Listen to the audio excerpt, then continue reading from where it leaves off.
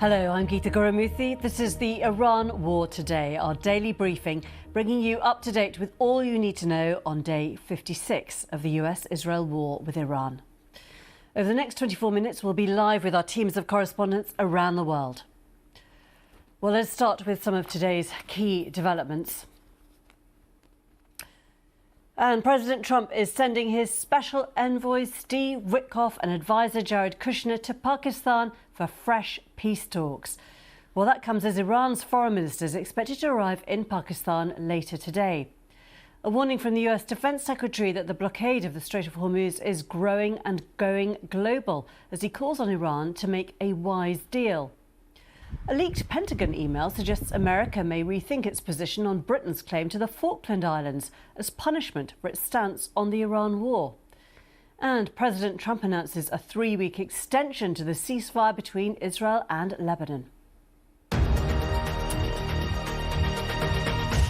We start with the US as the White House says that Special Envoy Steve Witkoff and Jared Kushner are heading to Islamabad for fresh Iran talks. That comes after Defence Secretary Pete Hegseth insisted the administration is not in a hurry to make a deal with Iran. At a Pentagon press conference, Hegseth struck a defiant tone and said that the US wasn't anxious to come to an agreement, similar to previous comments made by President Trump. But a short time ago, the White House press secretary confirmed a team are going now to Islamabad. The president has decided to dispatch Special Envoy Witkoff and Jared Kushner back to Islamabad. The Iranians want to talk. They want to talk in person. And so the president is, as I've said many, many times to all of you, always willing to give diplomacy a chance. So Steve and Jared will be heading to Pakistan tomorrow to hear the Iranians out. We hope progress will be made, and we hope that positive developments will come from this meeting. And we will see. And the president, the vice president, the secretary of state will be waiting here in the United States for updates, and the vice president, I understand, is on standby and will be willing to dispatch to Pakistan if we feel it's a necessary use of his time.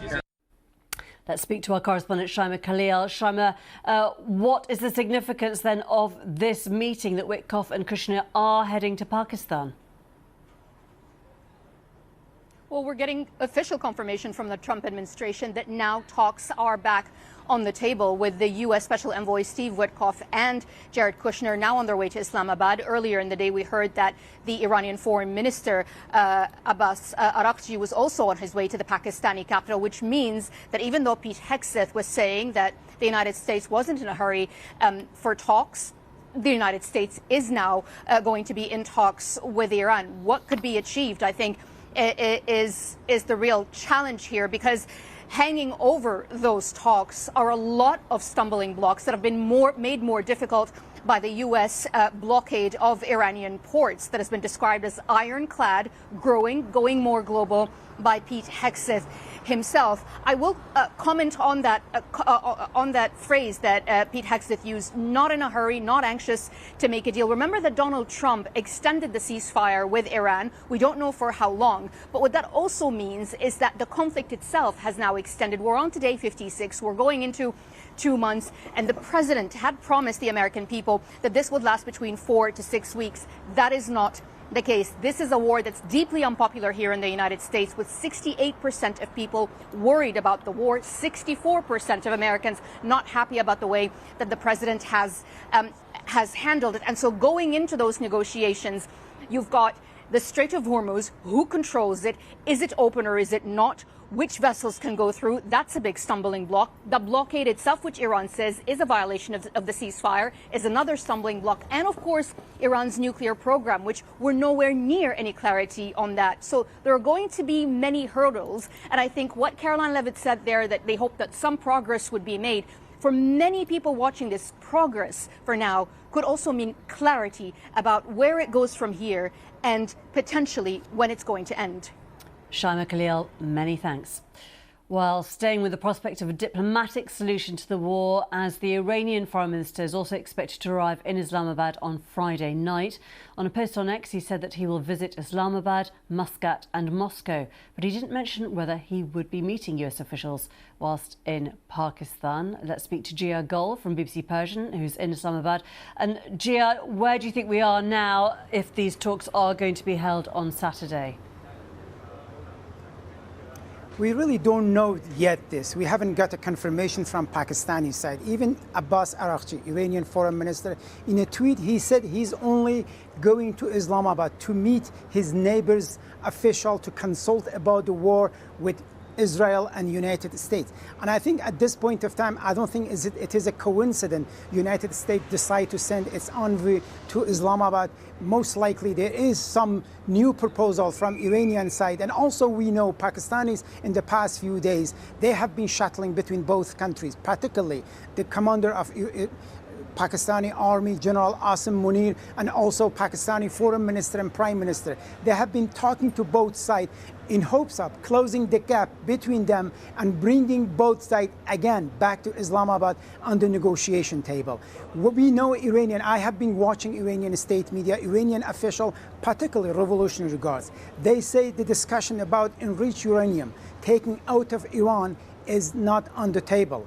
And also, obviously, removing the blockade on the Strait of Hormuz, which is imposed by United States, they say it must be removed. I think also Iranian, they have a lot of demand. We don't know clearly what is their proposal, but what we know at this point of time, Mr. Araghchi is not the person who could make decision in this negotiation, but possibly he and his team could pave the way and prepare a final proposal. Then the head of Iranian negotiation team and Vice President J.D. Vance come here again and finalize it. But as I said, I don't think at this point of time it is clear whether they meet or not. But most likely the Araghchi has a proposal for the US.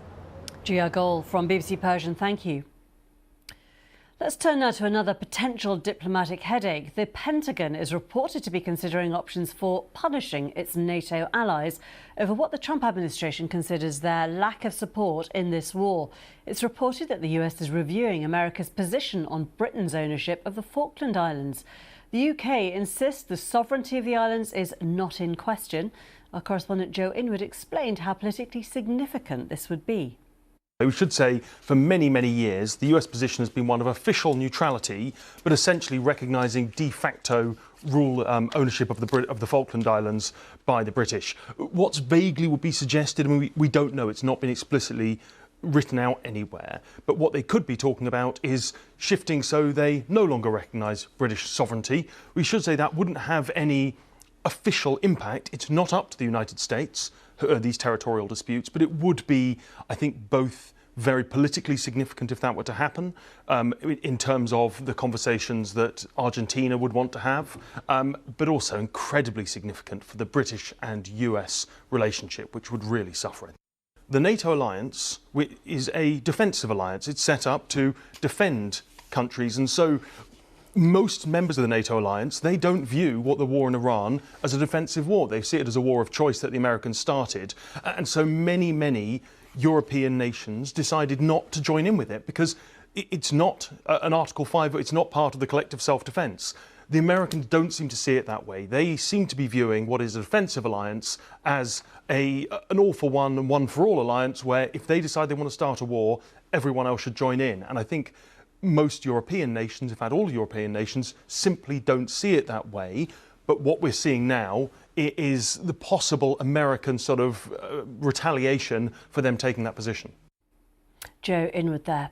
Now, the fragile ceasefire between Israel and Lebanon has been extended for 3 weeks after talks between ambassadors from both countries at the White House. Israel wants to see Hezbollah disarmed, and the Lebanese government says it wants to start deploying its army to the south. Hezbollah was not part of the talks and opposed them because Israeli forces continue to occupy parts of southern Lebanon, where many areas have been reduced to rubble after Israeli attacks.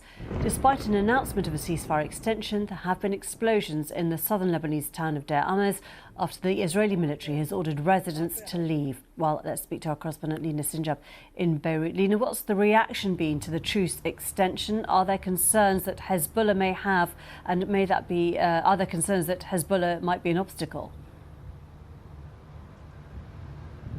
Well, there is definitely a great joy about this ceasefire extended, but also the prospect of a lasting ceasefire after the talks yesterday in the U.S. between the Lebanese and Israeli, representatives for the negotiations, with the support and sponsorship of the Americans. There is the criticism coming from Hezbollah saying that no lasting solution without the full withdrawal of the Israelis from south of Lebanon, but they're also saying that they will not stop responding and retaliating to Israeli attacks and violations for the ceasefire. And we've seen over the past few days that there were mutual violations of the ceasefire happening on Wednesday. 5 people were killed, including a journalist. And just today, there was another evacuation order by the Israelis and an attack on the town in near Tyre city. This is all raising concern among the Lebanese. Over the past year, after the 2024 agreement, Israel continued to violate the ceasefire, and the worry here is that Israel will continue with these kind of violations, as well as the concern of Hezbollah not adhering to the agreement. The U.S. president is adamant to push and help this deal to happen. He said that the Lebanese president and the Israeli prime minister are possibly due to meet in the coming weeks in Washington, something that Lebanon has not confirmed, nor the Israelis confirmed, but it will be difficult to find a lasting peace between the two countries while Hezbollah is on the table. Especially the Israelis want to disarm Hezbollah, and the government failed to do so over the past few months. Lina Sinjab, thank you very much. Let's speak to our correspondent John Donnison in Jerusalem. John, how's the ceasefire news been received in Israel, and what are the prospects of a longer-term peace deal? Well, look, I think there is obviously some relief that Israel, to a large extent, is no longer under fire. The rocket fire coming from Hezbollah has been reduced significantly. It's not been totally eradicated, but people living particularly in the north of Israel are not being woken up every night by sirens and having to go to the shelter. But I also think there is a skepticism about the long-term prospects for peace and the fact that the threat from Hezbollah has not gone away. And first of all, as Lina was saying there are a number of reasons to be skeptical about these talks that are going to continue during this 3-week extension. First of all, the fighting hasn't stopped entirely. Both sides are violating that ceasefire. There are thousands of troops in southern Lebanon.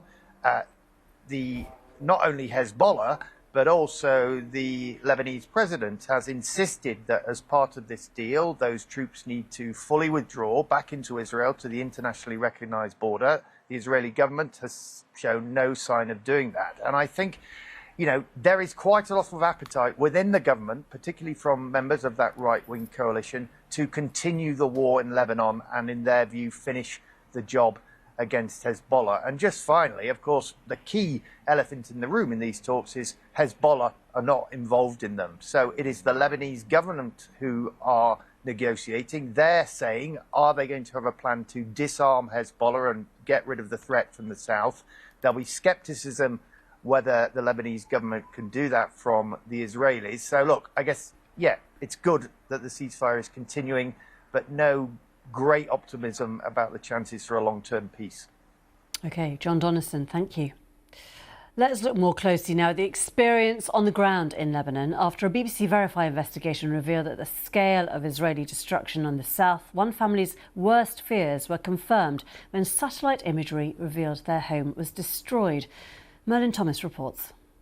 From his mountaintop villa overlooking the valley, Joe Elias could see for miles over rows of his family's prized olive trees. We planted so many olive trees around my house and other places, that my father planted, my grandfather. There in his ancestral village of Kauza, near the Israeli border, Joe and his wife Diana remember fondly holidays spent with their 6 children, meal times around their long dining table, and enjoying the valley's bountiful harvest. Then Israel destroyed the house, along with nearly a third of the buildings in the main residential area of the village between the 3rd of March and the 16th of April.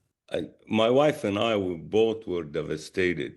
It's a catastrophe for all of us, not only my family, but every single family that lives in that town. It's a tragedy. He currently lives east of Beirut, and his family contacted BBC Verify following our reporting on Israel's systematic demolition in at least 12 villages and towns across southern Lebanon.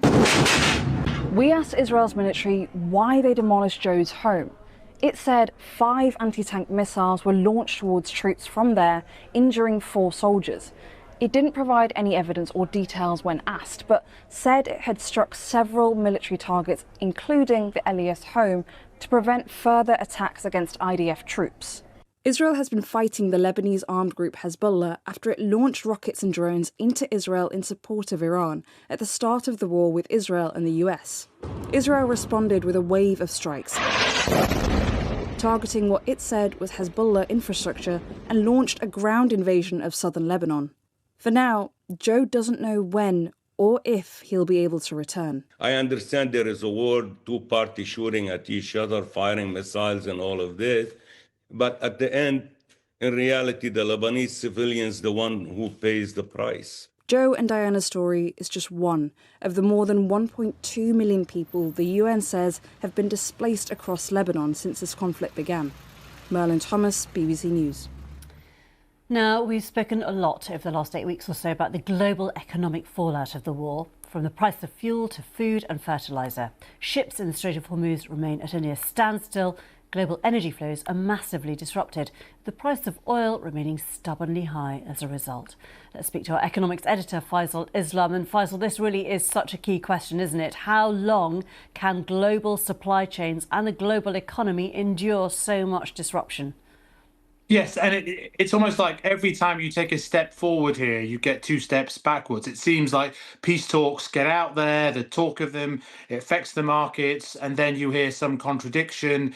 I think one of the dynamics here that's quite intriguing and predictable is the idea and the reality that the economic consequences of this are not some byproduct. They're an intrinsic part of the conflict, clearly in terms of how the Iranians are fighting this. This is how they're getting leverage. So it makes it very difficult to kind of come to some sort of settled equilibrium. Even now, even today, actually, with the palpably better news from the vibes in terms of the negotiations that are going to resume, we think, in Islamabad.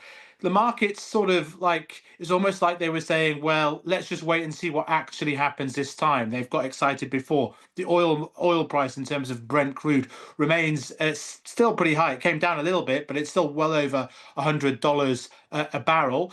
And then you have this issue of the supply chains. You know, when the IMF last week outlined a scenario that was relatively benign, we're already getting towards the adverse scenario, which is it lasts for weeks. And then you have the supply chains of things like helium, urea, important for fertilizer, naphtha as well, important in semiconductors and plastics, all these sorts of things creating problems, particularly in Asian markets, with knock-on impacts for prices around the world. And then you have this really important issue, don't you, about food prices. It hasn't yet sort of metastasized this into an all-encompassing energy shock because it hasn't impacted on food prices fundamentally. If this lasts until June, July, then you will affect the sowing season in the south, in the developing world, which then will have a ratchet effect on food prices too. We just don't know where it's going, but that is the risk as this seems to drag on.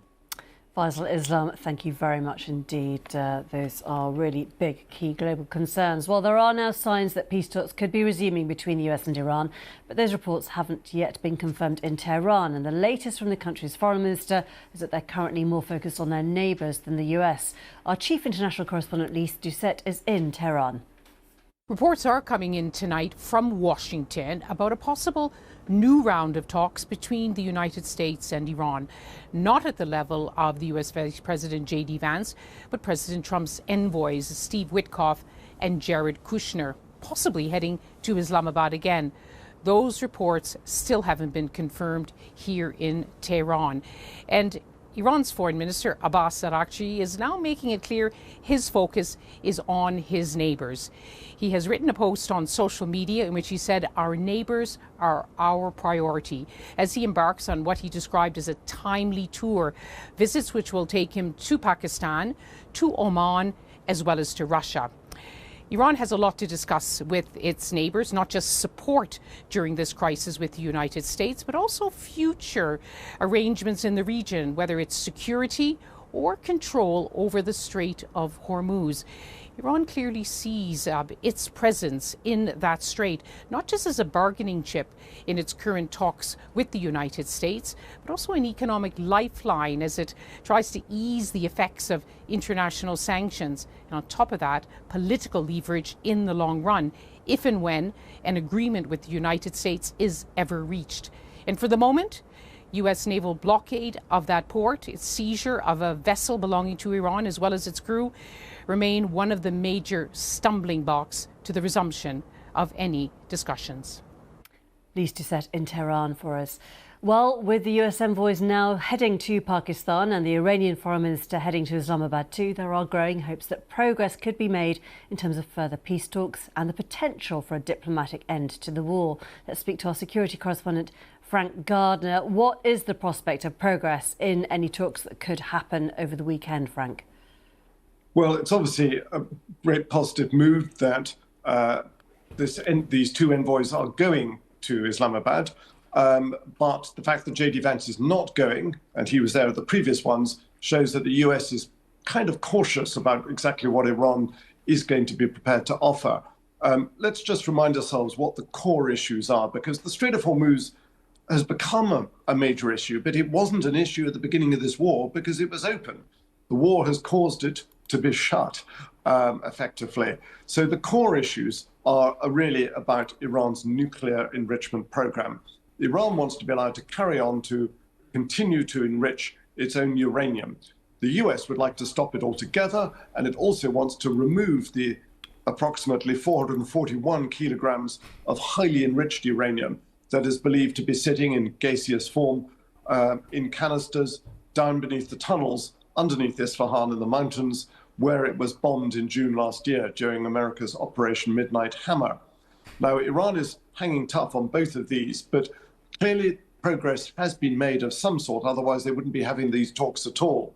And let's not forget that both in Islamabad nearly 2 weeks ago, when they had that marathon 21-hour session, there was an admission that progress was made, just nothing like as far as they needed to get. But also don't forget that back in February, before this war started, Badr al-Busaidi, the Omani foreign minister, was moderating or mediating the talks between Iran and the US in Geneva. And he was very upbeat. He said, we were nearly there on the nuclear file. Now, what Iran was refusing to discuss back then was its ballistic missile program or its support for proxies in the region, two issues that are of huge concern, not just to Israel, but to the Gulf Arab states. And Frank, do we know what the detail is briefly of where, movement could be happening, where there could be progress? Well, it's most likely to be on the nuclear file because the question, I think, is probably going to center on a moratorium of Iran enriching its uranium material. And there's a suggestion that Iran has offered to suspend its enrichment for 5 years. The US would like it to be 20. If that's the case, I'm sure they can find a number in the middle. Frank Gardner, thank you very much.